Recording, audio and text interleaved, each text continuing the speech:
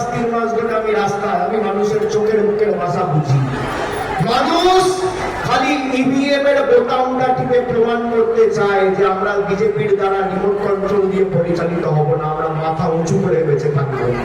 আর 4 তারিখ যখন ভোট বাক্স খুলবে, পদ্ম ফুলের নেতারা চোখে সর্ষে ফুল দেখবে, আপনি নিশ্চিত থাকুন। সময়ের অপেক্ষায় কত। আরে ভোট দিয়েছেন বলে একটা ছোট্ট গল্প বলে আপনাদের সামনে আজকে বক্তব্য শেষ করবো। ছোট্ট একটা গল্প বলে, আপনি ভোট দিয়েছেন বলে কেউ দেশের প্রধানমন্ত্রী, কেউ কেন্দ্রীয় মন্ত্রী, কেউ বিধায়ক, সাংসদ, মুখ্যমন্ত্রী, আপনাদের ভোটের কারণে কেউ রাজ্যপাল হয়েছে, কেউ রাষ্ট্রপতি হয়েছে। গণতন্ত্রের শেষ কথা প্রধানমন্ত্রী বলে না, মানুষ বলে। একটা ছোট্ট গল্প বলছি শুনুন। একটা জঙ্গলে একজন সাধু ছিল। সেই সাধু সারাদিন বসে ধ্যান করত। হঠাৎ করে একদিন সাধু ধ্যানে বসেছে। ধ্যানে বসার পর একটা ছোট্ট রেঙ্গি ইঁদুর সাধু বাবার পায়ের সামনে গিয়ে বসে রয়েছে। সাধু বাবা ধ্যানে মগ্ন, ধ্যান ভাঙছে না। 14 ঘন্টা, 15 ঘন্টা, 16 ঘন্টা হয়ে গেল। হঠাৎ করে চোখ খুলে দেখছে একটা ছোট্ট ইঁদুর পায়ের তলায় বসে রয়েছে। সাধু বাবা জিজ্ঞেস করলো, কি হলো, তুমি এতক্ষণ ধরে বসে রয়েছো, কি চাই তোমার? নেংটি ইঁদুরটা বলছে, সাধু বাবা, এই জঙ্গলে অনেক বিড়াল আছে, আমার না বিড়ালকে খুব ভয় লাগে, তুমি আমাকে আশীর্বাদ করে মন্ত্র জপ করে জল ছিটিয়ে বিড়াল বানিয়ে দাও।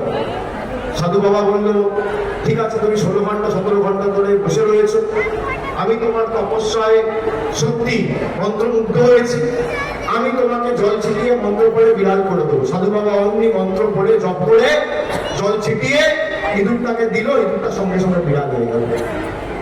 5 দিন, 7 দিন, 10 দিন সাধু বাবা ধ্যানে রয়েছে।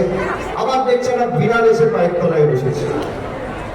সাধু বাবা জিজ্ঞেস করলো, এই তোমাকে না 10 দিন আগে আমি ইঁদুর থেকে বিড়াল করলাম, তুমি আবার এসছো আমার কাছে, এবার কি চাই?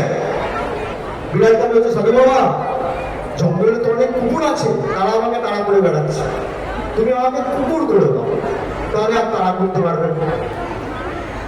সাধু বাবা ভাবলো, এই বললো, ঠিক আছে, ও তো কারোর ক্ষতি করছে না, ইঁদুর থেকে বিড়াল করতে ক্ষতি নেই। সাধু বাবা আবার মন্ত্র করে জল ছিটিয়ে বিড়ালটাকে কুকুর করে দিল। আবার 15 দিন পর ধ্যানে বসে রয়েছে, দেখছে কুকুরটা সামনে এসে বসে আছে। সাধু বাবার ধ্যান খুলছে না, 1 দিন, 2 দিন, 3 দিন, 4 দিন, 5 দিন, 6 দিনের মাথায় ধ্যান খুলেছে। 6 দিন কুকুরটা বসে রয়েছে। সাধু বাবা বলছে, কি চাই কি তোমার?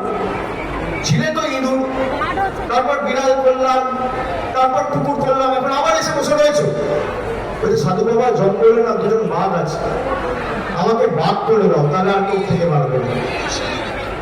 সাধু বাবা বলে, ঠিক আছে, একে তো বিড়ালও করেছিলাম, কারোর ক্ষতি করে, কুকুরও করেছি, কাউকে তেড়ে বেড়াই, কোনো বিড়ালের পিছনেও লাগেনি, তাহলে এবার বাঘ করবে।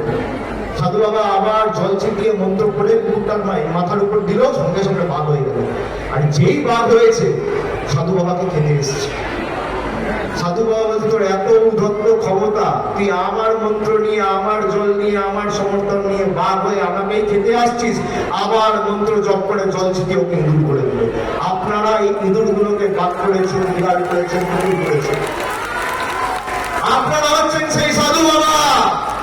2014 সালের আগে যারা ইঁদুর ছিল, তাদের কাউকে বিড়াল করেছে, 18তে কুকুর করেছে,